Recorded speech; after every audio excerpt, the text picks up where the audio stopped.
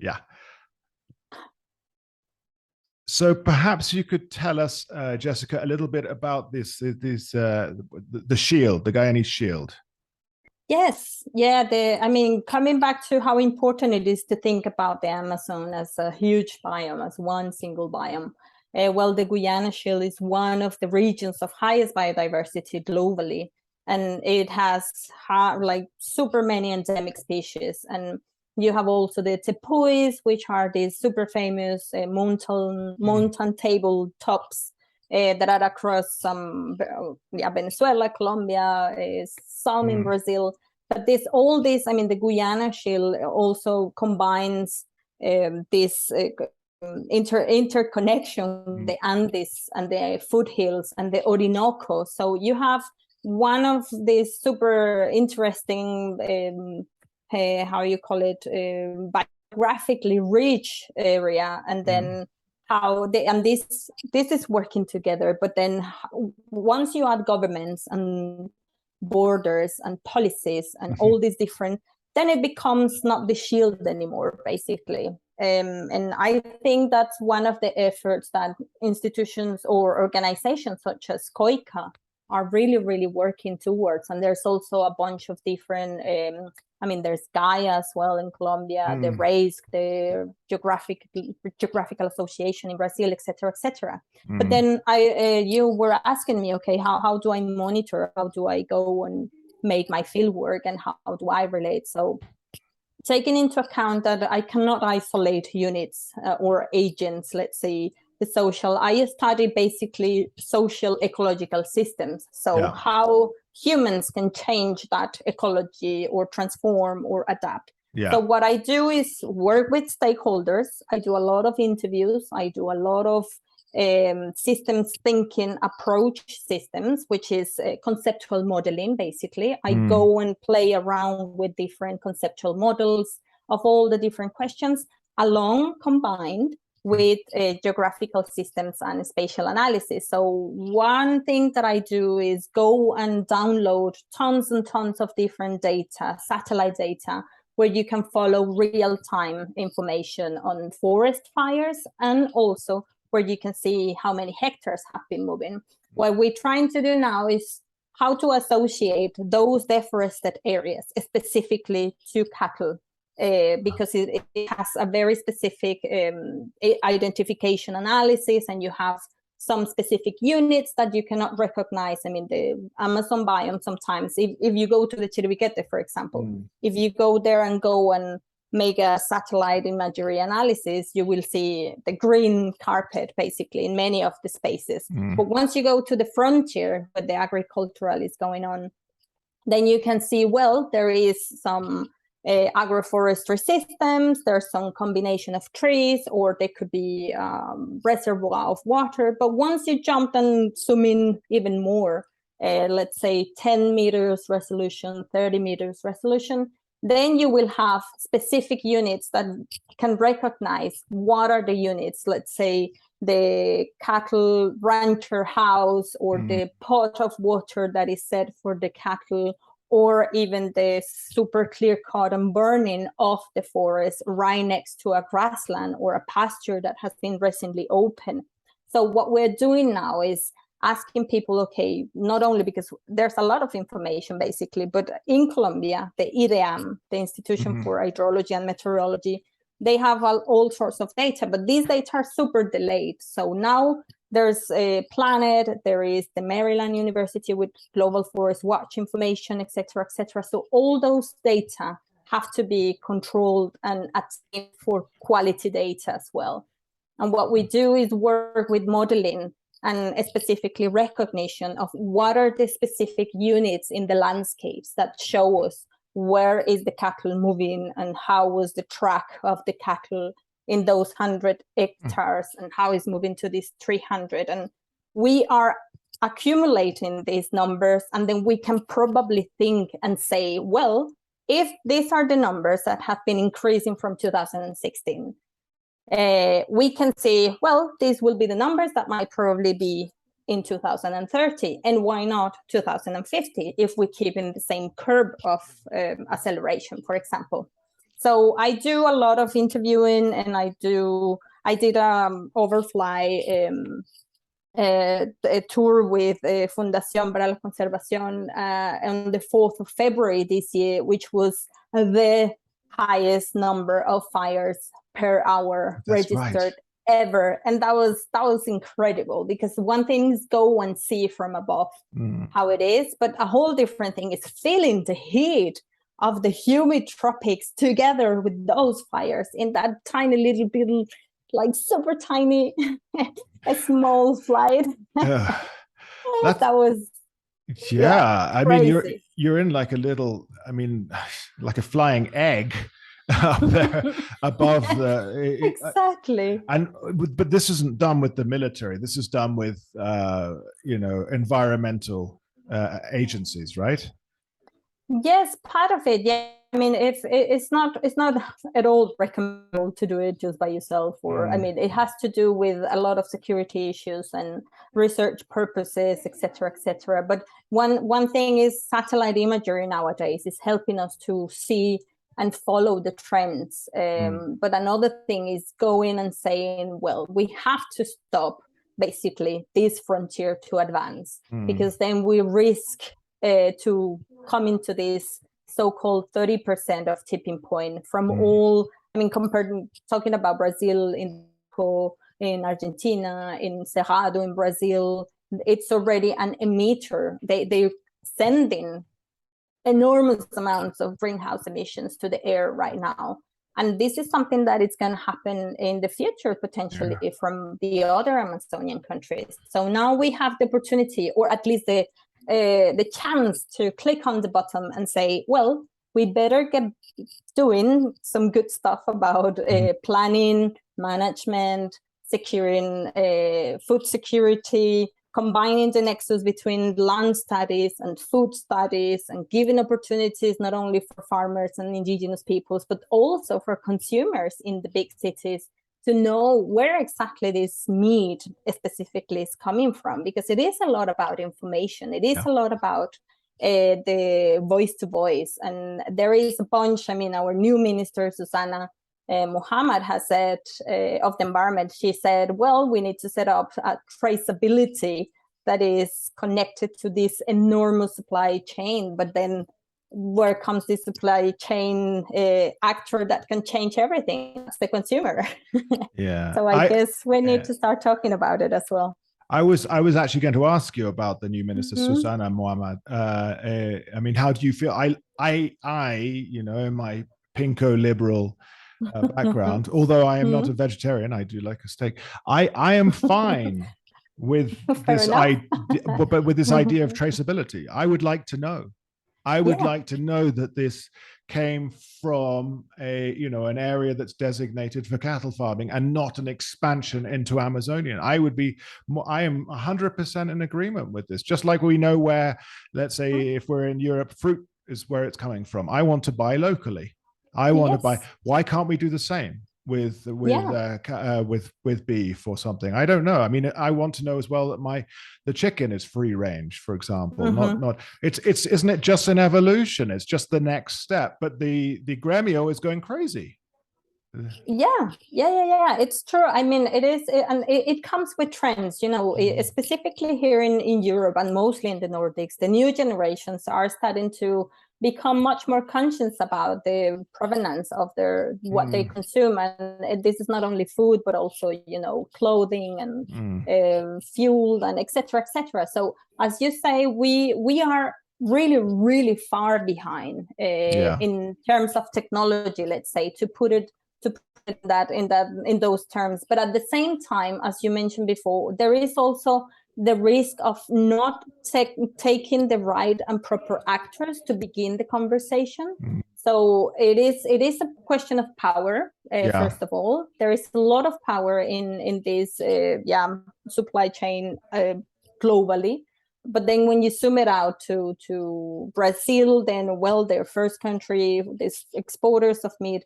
But then Colombia, what they want to is this sector, what they want to is to, become one of the potential exporters of meat. And now we have, for example, latest data that I've read not long ago, it's we are exporting meat to Russia, Lebanon, Egypt, and this is in form of living cattle and dead cattle.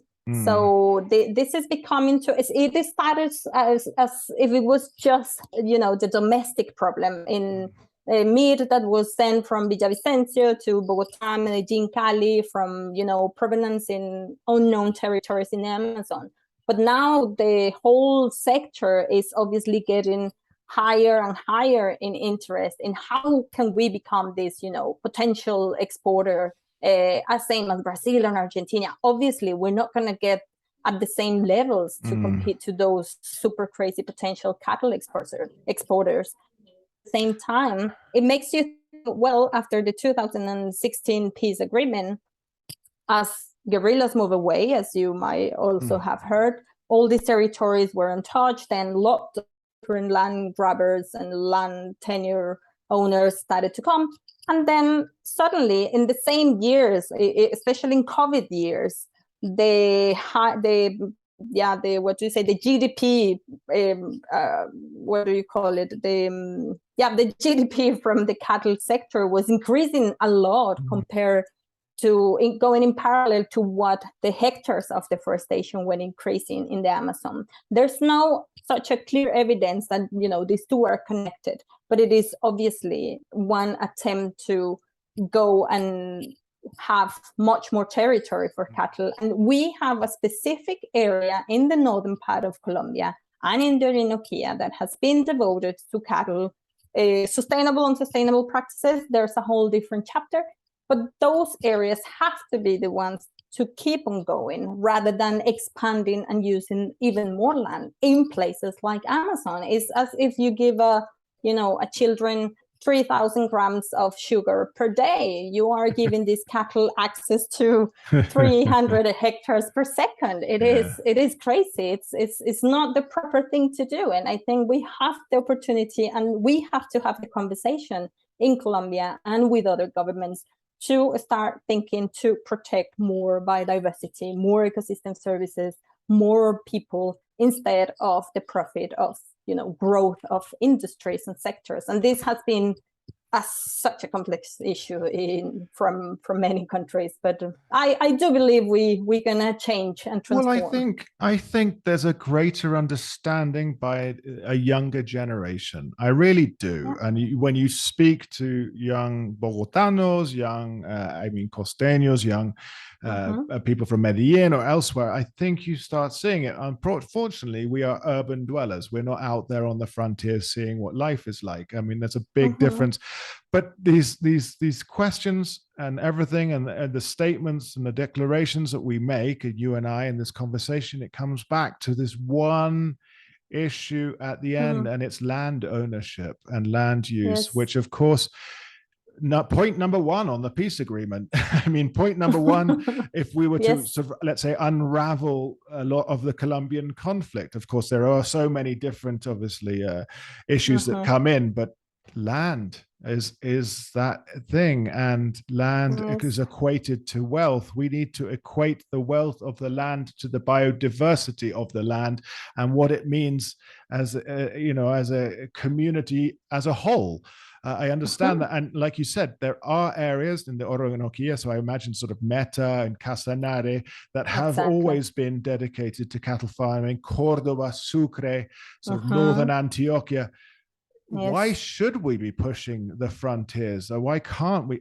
Because I drive up to the coast every now and then, up to Monpós, and we go through the areas of Cesar, lots of cattle farming, and of course, when you pass places near to Agua Chica, and there's at Morrison, there's palm oil. Exactly. But it's always been, that area, and that has always been. And so I have no issue with it. This has been the expansion.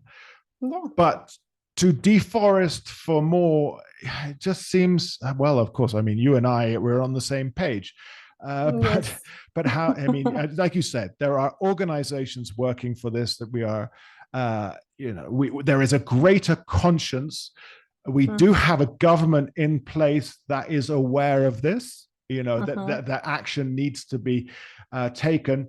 Now, you did mention, and we'll finish on this because otherwise it will go, we can talk for hours, but you did mention the Operación Artemis, wasn't it? Artemis or Artemisa? Yeah, Artemisa. That was to yes. militarize the jungle, right? To Yeah. ensure.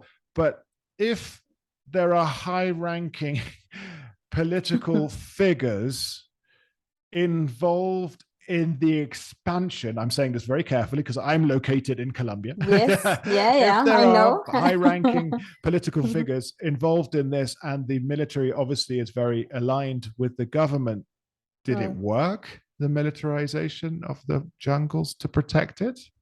Well, there is obviously the line in between those that are saying yes, it was right, and those that are saying it wasn't. I think it is a super important topic, and this goes. I mean, I don't research in that, but I deal a lot with it. It goes in the environmental peace building processes. So what it is here, all the Artemisa was basically brilliant enough, put it all together. It was an attempt for the government to say, we're gonna tackle those bad boys, but suddenly all these bad boys were the ones that they wanted to pick up, and this started to become to be selective for small and medium farmers. The bigger actors, the big investors, names across, all of them had relationships with the different political and governmental entities that were, I mean, you can add corruption, you can add road system, you can add all the different layers, that's for clear. But what Artemisa did was a huge, huge mistake in misusing the resources to protect forest and to protect livelihoods. And it was a lot, it just disturbed the whole conversation of how can we get to, to the point that we don't expand and we don't detriment land. We're not only talking about deforestation, but also degradation. So if we continue with these high levels of deforestation, we will have degraded soils. That means no opportunities for anyone to build and cultivate the land. So Artemisa was totally blind in saying, we're going to tackle, we're going to militarize. I mean, there's tons and tons and tons of money figures here. I don't know the exact number, but there's billions of dollars, I will dare to say, that could have been invested in so many different ways, in so many different extensive ways, with education, with programs, with building knowledge, introducing and exchanging knowledge between indigenous people and farmers and academia and civil actors, etc., etc.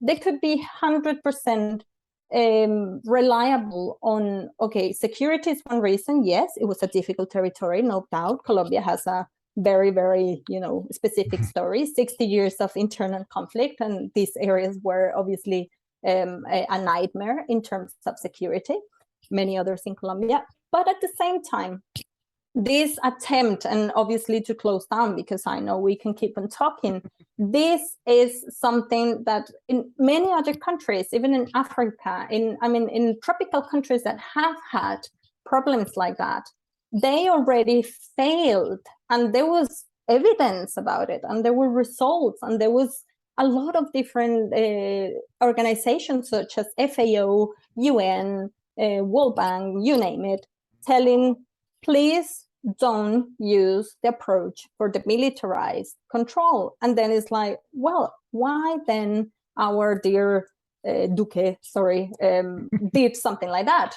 No, all my respect to all these people. But anyway, how didn't they think that there was a whole different layer of opportunities rather than going to militarize? And if you continue, then just from my very personal view, combined with my experience in sustainable land management, never go for the, just build peace, just go and try to have dialogues. And I think we are coming to that. But Artemisa, in my eyes, was one of the biggest failures of the control of deforestation. Yeah. And I mean, it'd be just, as you said, dear Duque, the solution of his government to almost everything was militarization. And, it's been proven and disproven and whatever else. But Exactly. I think you say it's the dialogue needs to continue. The people on the ground need to be involved. And there are so many different entities doing good work rather than doing that. And I think that's, that's what we leave. I want to just say one of the things that you said, and I just want to bring it back because it was just so awesome. It's like, these biomes are living organisms. They don't wait for policy. I'm going to use that in publicity for this because I think it's just so good. Let me take this moment, Jessica, say thank you so much for your time. It really has been enlightening and fun and to talk about this and to learn so much more. So when can we expect you to become the Minister for the Environment? Well, I really expect, I have high expectations, but what I really want her to talk about is... I want you to be the Minister for the Environment. Well, no, politics is not my thing. Because you weren't at all political in this conversation, not at all. No, I'm far from that. I stay where I am right now. Okay, well, very good. Thank you so much, Richard. I really enjoyed our conversation, and thank you so much. It's been an absolute pleasure talking to Jesica López, who's there in Sweden, in Lund, and just to be able to have someone who's so really, you have just made it so very clear. Sometimes we get academics who speak in pure academia, and it's a little bit difficult, but this has been very, very accessible, even to people such as myself, and I can get lost on so many things. So thank you again for your time, and please keep writing the reports and keep getting the information out there so that we can keep this an international conversation.